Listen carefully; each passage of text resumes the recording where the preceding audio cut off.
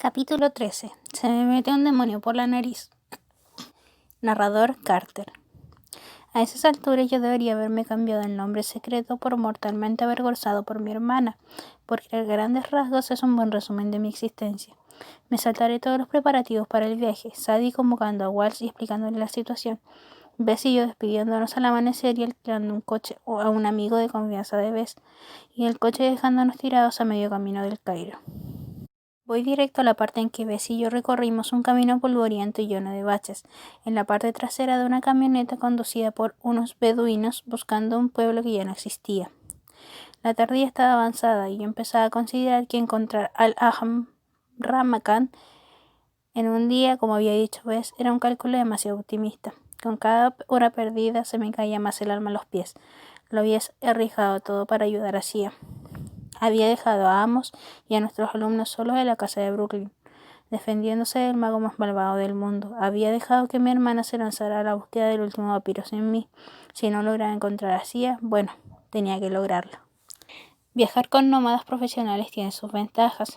Para empezar, los beduinos conocían todos los pueblos, granjas y encrucijadas polvorientas de Egipto. No se les caían los anillos por bajar y pedir señas a los lugareños hacia la aldea desaparecida que nos interesaba. Además, los beduinos veneraban a Bess, lo trataban como un talismán viviente. Cuando paramos a comer, estuvieron 2 horas cocinando, los beduinos hasta nos dieron los mejores trozos de cabra. A mis ojos, los mejores trozos de cabra no eran muy distintos a los peores trozos de cabra, pero supongo que fue un gran honor. Lo malo de viajar con beduinos, que no tenían ninguna prisa. Tardamos todo el día en bajar al sur por el valle del Nilo.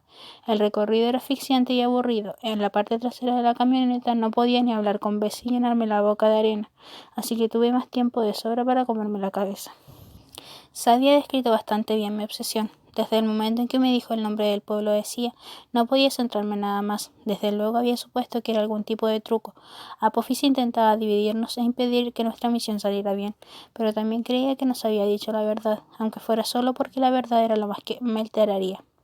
Había arrasado la aldea de Sia cuando era pequeña, no sabía por qué motivo. Ahora ella estaba oculta en el mismo lugar, presa de un sopor mágico. Si no la rescataba, Apophis la mataría. ¿Por qué no la había matado ya? Si sabía dónde estaba. No lo veía claro, y cuantas más vueltas me daba, más me recomía. Quizás aún no tenía el poder suficiente, quizás no quería. Al fin y al cabo, si la pretendiera llevar a una trampa, no había mejor cebo que ella. Fuera por lo que fuera, Sadie tenía razón. Para mí no fue una decisión meditada, tenía que salvar a Sia y punto. A pesar de eso, me sentía miserable por volver a dejar sola a Sadie. Primero la había dejado ir a Londres sabiendo que era mala idea. Ahora la enviaba a buscar un papiro a unas catacumbas llenas de momias. Vale, Walsh le echaría una mano, pero en general mi hermana sabía cuidarse sola. Pero un buen hermano se habría quedado con ella. Acababa de salvarme la vida y mi respuesta venía a ser genial. Luego nos vemos, pasarlo bien con las momias. Diré que Walsh y yo somos hermanos. Au. Para ser sincero del todo, Sia no era la única razón de que quisiera partir solo. Había sido un masazo que Sadie descubriera mi nombre secreto. De pronto era la persona que mejor me conocía del mundo. Era como si me hubiera abierto en una mesa de quirófano, hubiera mirado dentro y me hubiera vuelto a coser. El instinto me pedía correr, poner distancia entre nosotros como pudiera. Me pregunté si Ra había sentido lo mismo que cuando Isis aprendió su nombre, si el único auténtico motivo de su exilio había sido la humillación absoluta. Por último, necesitaba tiempo para procesar los logros de Sadie. Llevaba meses intentando aprender la senda de los dioses. Nos habíamos esforzado en descubrir cómo lo habían hecho los magos de la antigüedad para aprovechar el poder de los dioses sin consumirse ni ser poseídos. Ahora sospechaba que Sadie había hallado la respuesta. Tenía algo que ver con el Ren del dios. Un nombre secreto era más que un nombre, una palabra mágica, era la experiencia acumulada del dios. Cuanto mejor se entendiera al dios, más cerca estaban de descubrir su nombre secreto y más poder podía canalizar de él. A lo mejor eso explicaba cómo había forzado las puertas del Hermitage con el puño de oros, un hechizo que me había nunca salido a mí solo. Sin pensarlo, sin necesidad de combinar armas con Horus, había conectado con sus emociones. A ninguno de los dos nos gustaban los espacios cerrados. Utilicé ese simple vínculo para invocar el hechizo que rompió las cadenas. Si tan solo supiera cómo hacerlo por voluntad propia, ¿podría suponer nuestra salvación? Sí, en las próximas batallas. Recorrimos los kilómetros en la camioneta de los beduinos. El Nilo serpenteaba entre campos verdes y marrones a nuestra izquierda. No teníamos nada que beber aparte de agua con sabor a vaselina de una jarra vieja. La carne de cabra no me había sentado bien. En ocasiones recordaba el veneno que me había invadido el cuerpo y empezaba a dolerme el hombro donde me había mordido el chesuero. A las 6 de la tarde encontramos la primera pista. Un anciano felí, un campesino que vendía dátiles junto al camino, dijo que conocía la aldea que buscábamos. Al oír el nombre de Halham Ramakan, hizo un gesto para alejar el mal de ojo, pero como era vez quien preguntaba el nombre nos contó lo que sabía. Dijo que las arenas rojas era un lugar maléfico, objeto de grandes maldiciones. Hoy en día nadie visitaba el lugar, pero el anciano recordaba el pueblo antes de que lo destruyeran. Estaba a 10.000 kilómetros al sur en un recorrido del río donde la arena se volvía de color rojo brillante. Anda, no me digas, pensé, pero tuve un arrebato de emoción. Los beduinos decidieron montar campamento. No seguirían con nosotros hasta el final del camino, pero nos aseguraron que sería un honor prestarnos la camioneta a Bess y a mí. Unos minutos después, Bess y yo estábamos sentados en la cabina del vehículo. Bess llevaba un sombrero a la ancha, casi tan horrendo como su camisa hawaiana. Se lo había puesto tan bajo que me extrañaba que pudiera ver algo, sobre todo porque apenas llegaba al salpicadero. Cada vez que nos pillábamos con un bache, se movían las baratijas beduinas que colgaban del espejo retrovisor. Un disco metálico grabado con letras árabes, un ambientador con forma de árbol de Navidad, unos dientes de animal en una bolsita de cuero y, a saber por qué, una chapa de Elvis Presley. La camioneta no tenía suspensión y casi había relleno en los asientos. Era la misma sensación que tenía de estar montado en un toro mecánico. Aun sin el zarandeo me habría cosquillado el estómago. Después de meses de investigación y esperanza, no podía creerme que faltara tan poco para encontrar a Cia. «Qué mala pinta tienes», dijo Bess. «Gracias. Me refiero en términos mágicos. No creo que puedas afrontar una lucha. Hay algo que ella dio adelante. ¿Comprendes que no va a ser amistoso?» Bajo el ala de su sombrero tensó la mandíbula como si se preparara para una discusión. «¿Crees que esto es un error?», dije. «¿Crees que debería haberme quedado con Sadie?» Se encogió de hombros. «Creo que sí. Lo mirarás con frialdad. Verías un letrero enorme que dice «Trampa». El viejo lector jefe Iskandar nunca habría escondido a tu novia. No es mi novia. Sin protegerla con unos cuantos hechizos. Por lo visto, tanto Seth como Apophis quieren que encuentres el lugar, y por tanto es imposible que te convenga hacerlo. Has dejado solo a tus hermanas y a Walt, y para colmo estamos levantando polvo en el patio trasero de Jardín, sabiendo que México no descansará hasta encontrarlos, después de que la liasteis en San Petersburgo. En resumen, no creo que sea la mejor idea que has tenido. Fijé la mirada en el parabrisas, quería cabrearme con Bess por llamarme idiota, pero tenía miedo de que me llevara razón. Yo esperaba tener un encuentro feliz con Cia, y lo más probable es que no llegara vivo al día siguiente. A lo mejor México aún no está recuperado de las heridas en la cabeza, dije esperanzado. Bess rió. Confía en mí, chaval. México ya viene por nosotros. Nunca olvida los insultos. Su voz se crispó de rabia como había hecho en San Petersburgo cuando nos contó la boda de Nana. Ignoraba lo que le había pasado en aquel palacio y por qué seguía rumiándolo 3 siglos después. ¿Fue Vlad?, pregunté, el que te capturó.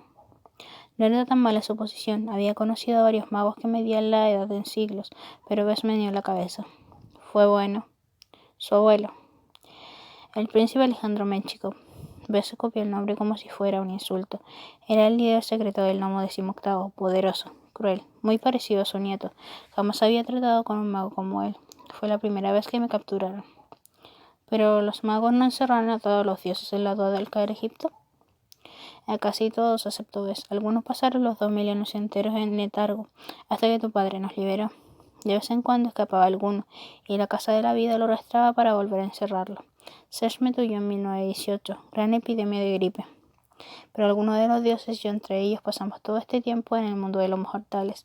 En los viejos tiempos yo era solo, ya sabes, un tío amistoso, espantaba a los espíritus, caía bien al hombre de la calle. Así que cuando se hundió Egipto, los romanos me adoptaron como uno de esos dioses. Luego en la Edad Media los cristianos basaron sus gárgolas en mí para proteger las catedrales y las cosas por el estilo. Se inventaron leyendas sobre gnomos, enanos, serviciales, leprechauns, todos a partir de mí. ¿Serviciales leprechauns?, frunció el ceño. ¿No te parece que soy servicial? Y los leotardos verdes me sientan muy bien. Ahora nunca podré quitarme la imagen de la cabeza. Dios dio un resoplido. A lo que iba. La Casa de la Vida nunca se puso en serio a rastrearme. Yo procuraba no dar la nota ni meterme en líos. Jamás fui capturado hasta lo de Rusia. Seguro que aún estaría preso allí de no ser por... Se detuvo, como si ya hubiera hablado demasiado. Salió del camino, la camioneta se tambaleó sobre el terreno de arena compacta y piedras en dirección al río. ¿Alguien te ayudó a escapar?, pregunté. ¿Fue Bast? El cuello del enano se puso colorado. No, no fue Bast. Ella estaba retenida en el abismo luchando contra Puffy. Pues, lo importante es que escapé y obtuve mi venganza. Logré que acusaran a Alejandro Menchikov de corrupción. Cayó en desgracia, despojado de sus posesiones y títulos, deportaron a toda su familia a Siberia. Fue el mejor día de mi vida. Por desgracia, ahora ha vuelto a escena el nieto Vladimir. Con el tiempo se trasladó de vuelta a San Petersburgo, rehizo la fortuna de su abuelo y se apoderó del gnomo XVIII. Si Vlad tuviera ocasión de capturarme... Bess se revolvió en el asiento del conductor, como si le incomodaran los muelles. Supongo que estoy contando esto porque tú lo vales, chico. Eso de plantarte cara delante de mí en el puente de Waterloo, dando la cara por tu hermana. Hace falta coraje, y lo del montaje en el yesuero, de lo más valiente. Sí, señor, estúpido pero valiente. Gracias. Me recuerdas a mí mismo, prosigo Bess, cuando era un enano joven. Tienes una vena testaruda, y en asunto de chicas no tienes ni idea. ¿Asunto de chicas? Creía que nadie podía avergonzarme nunca tanto como Sadie al aprender mi nombre secreto, pero a veces le acercaba. Esto no es solo un asunto de chicas. Bess me contempló como si fuera un pobre cachorrillo extraviado. Quieres salvar a Sia, quieres gustarle, pero rescatas a alguien, las cosas se complican. No te cueles perdidamente por alguien que no puedes tener, y mucho menos si te impide ver a quien de verdad es importante. No cometas mis errores. Oí el dolor en su tono. Sé que lo hacía por mí, pero seguía siendo raro recibir el consejo masculino de un dios canijo con un sombrero horrible. La persona que te rescató, dije, era una diosa, ¿verdad? Otra que no era Baz, y con la que tuviste una relación. Se le pusieron los nudillos blancos sobre el volante. Chaval, sí, me alegro de que hayamos hablado, y ahora, si valoras en algo tus dientes, me callaré. Eso es, Bess pisó el freno, porque ya creo que hemos llegado.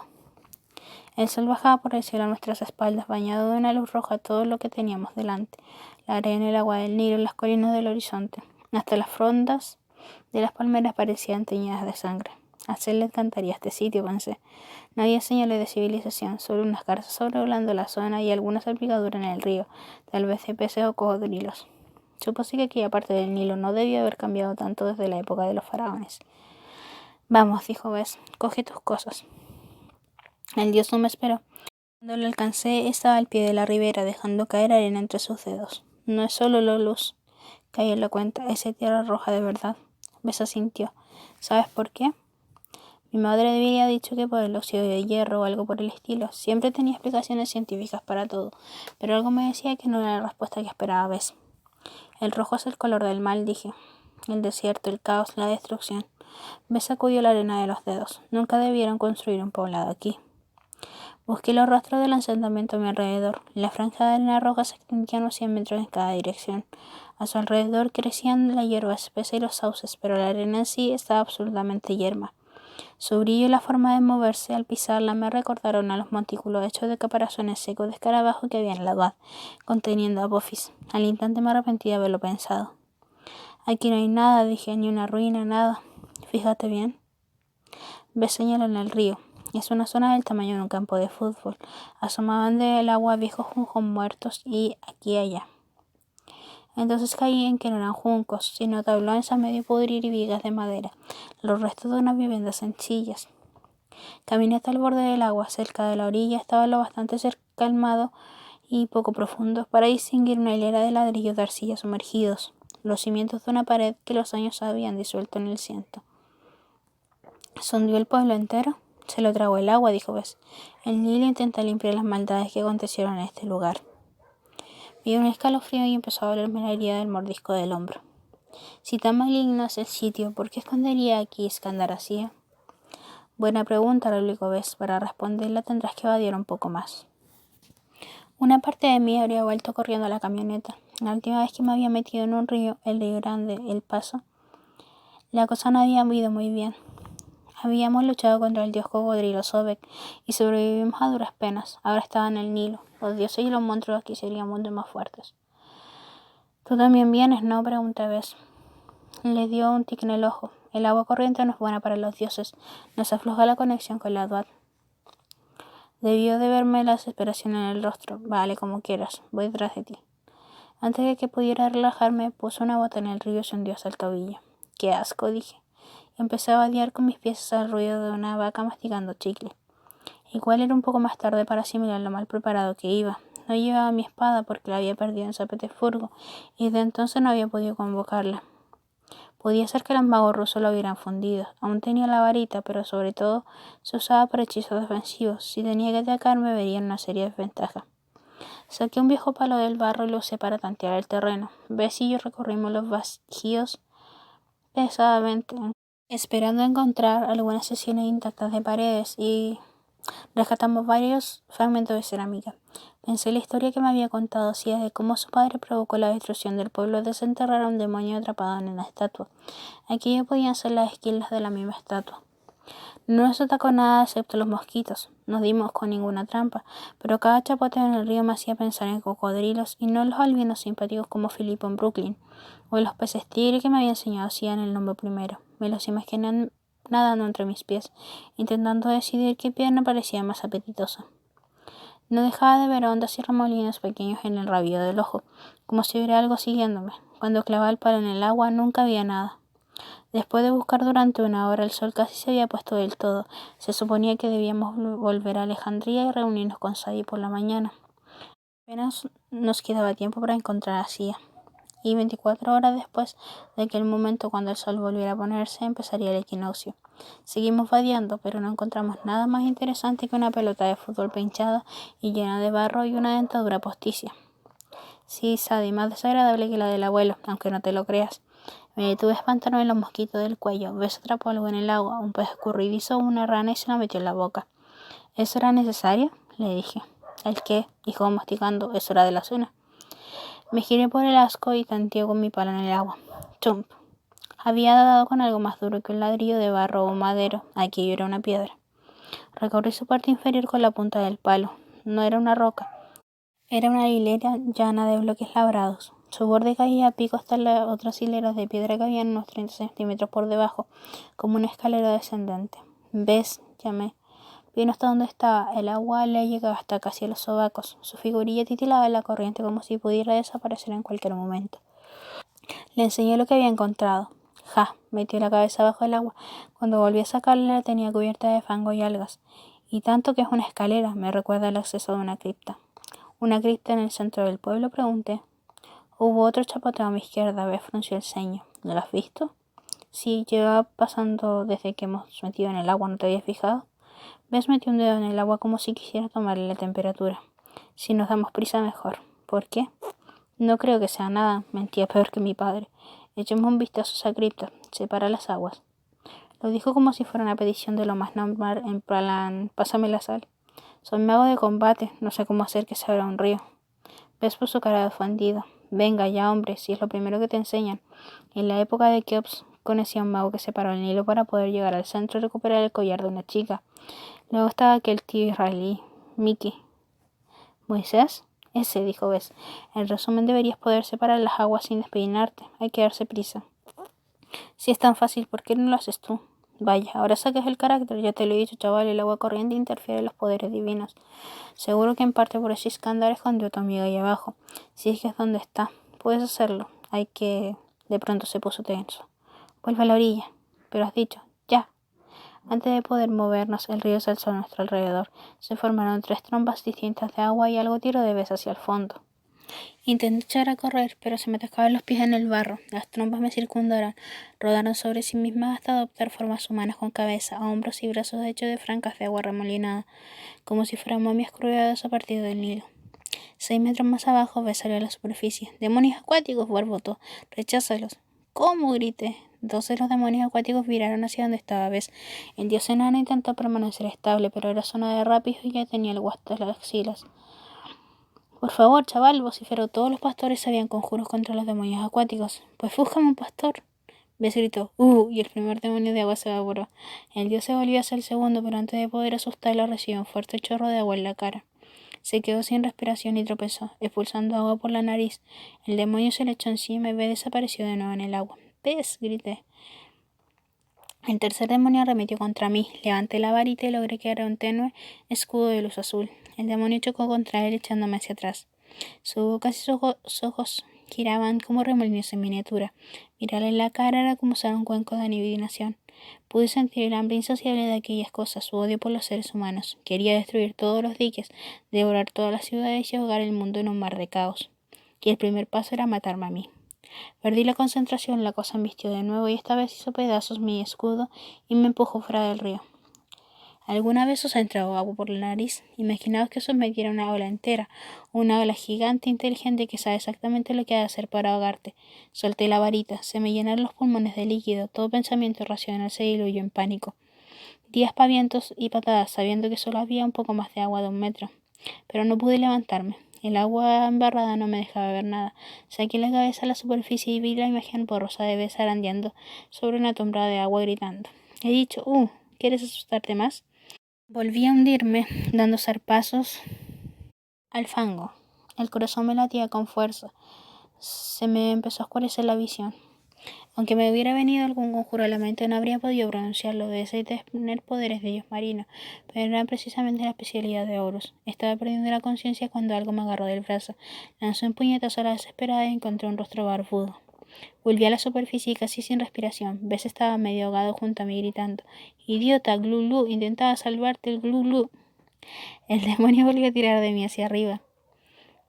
Ya se abajo, pero de pronto tenía las ideas claras. A lo mejor había sido cosa de esa última bocanada de oxígeno, o a lo mejor darle un puñetazo a Bess me había quitado el ataque de pánico. Recordé que Horus había visto en una situación parecida. Una vez Seth había intentado ahogarlo hundiéndolo en el Nilo. Fijé ese recuerdo en mi mente y lo hice propio. Accedí a la Duat y desvié el poder del dios de la guerra hacia mi cuerpo. La rabia me inundó. No me doblegaría. Era un seguidor de la senda de Horus. Una ridícula momia líquida no iba a ahogarme en 1 metro de agua. Empecé a verlo todo rojo, chillé, expulsando el agua de los pulmones de un solo chorro. ¡Fum! El Nilo explotó. Caí en un cuerpo de barro. Al principio estaba demasiado cansado para hacer nada aparte de toser. Cuando logré levantarme con esfuerzo y quitarme el limo de los ojos, vi que el río había cambiado su curso. Ahora rodeaba las ruinas del pueblo. Entre el fango rojo y brillante distinguía ladrillos y tablones, basura, ropa vieja, el guardabarros de un coche y huesos que podían ser de animal o de ser humano. Había un pocos peces dando saltitos preguntándose dónde se habían metido al río. De los demonios acuáticos no quedaba nada. A unos 3 metros, Bess me miraba con mala cara. Le salía sangre de la nariz y estaba enterrado en el barro hasta la cintura. En general, cuando separas las aguas de un río, rezongó, no hace falta dar puñetazos a un enano. Sácame de aquí. Al final logré sacarlo a tirones y al salir hizo un sonido de succión tan impresionante que deseé poder grabarlo. Y no, Sadie, no pienso hacerlo con la boca para el micrófono. Lo siento, tartamudeé. No quería.